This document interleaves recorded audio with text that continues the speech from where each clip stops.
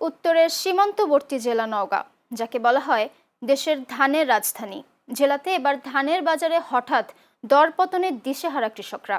উৎপাদন খরচ বাড়লেও ধানের দাম কমে যাওয়ায় চরম হতাশা বিরাজ করছে তাদের মধ্যে।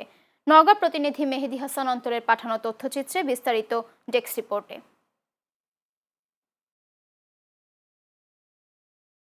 নওগাঁ জেলা বিস্তীর্ণ মাঠ জুড়ে এখন বোরো ধানের আবাদ। চলতি মৌসুমে প্রায় ১,৯২,৫০০ হেক্টর জমিতে ধানের চাষ হয়েছে। তবে ফসল ভালো হলেও কৃষকের মুখে নেই হাসি। গত কয়েক সপ্তাহে প্রতিমণ ধানের দাম কমেছে ১০০ থেকে ১৫০ টাকা পর্যন্ত। বর্তমানে বিভিন্ন হাটে স্বর্ণা ৫ সহ অন্যান্য জাতের ধান বিক্রি হচ্ছে প্রায় ১,২০০ টাকায়, যা গত বছরের তুলনায় অনেক কম। সার, ফসফেট এবং ওষুধের দাম অত্যাধিক বেশি। দাম যদি তুলনামূলকভাবে বেশি না পায় তাহলে কৃষক ক্ষতিগ্রস্ত হইবে। লেবারের দাম আমাদের সংকট বেশি, ৫০০ টাকা ৬০০ টাকা করে লেবার, অথচ ধান আমাদের এখানে যায় ৮০০ টাকা। এই যে পাট পাটালের খরচা বেশি, তাতে আমার কোনো পোষায় না। ধানের দাম কম, এগুলা খরচা করে হিসাব বিকাশ করে দেখি যে আমার টিকিচ্ছে না। আমি সবসময় পাট পাটা নিজে পরিশ্রম করে পারে না, ঘাটতি করে যায়।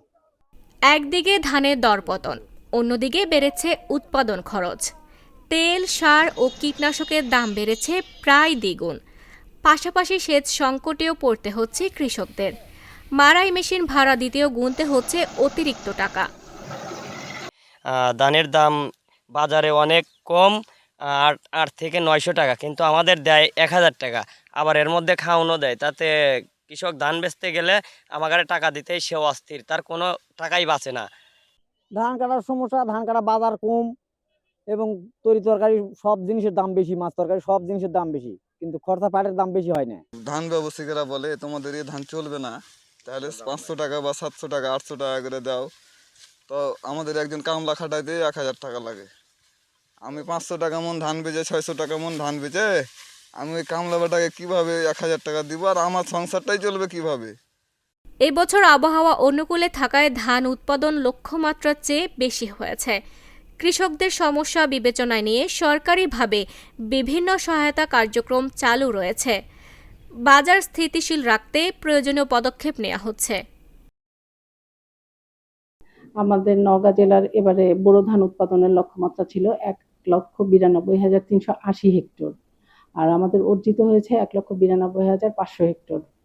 ধানের অবস্থা ভালো। আমরা ইতিমধ্যে ধান কর্তন শুরু হয়েছে, আমাদের প্রায় ১১% ধান আমরা ইতিমধ্যে কর্তন করেছি। নওগাঁ জেলায় দ্রুত বাজার নিয়ন্ত্রণ ও কৃষকদের প্রণোদনা না বাড়ালে ভবিষ্যতে ধান চাষে আগ্রহ কমে যাওয়ার আশঙ্কা করছেন সংশ্লিষ্টরা। কৃষকের মুখে হাসি ফেরাতে বাজার নিয়ন্ত্রণে কার্যকর পদক্ষেপ নেওয়ার দাবি জানিয়েছেন তারা। Channel S news desk.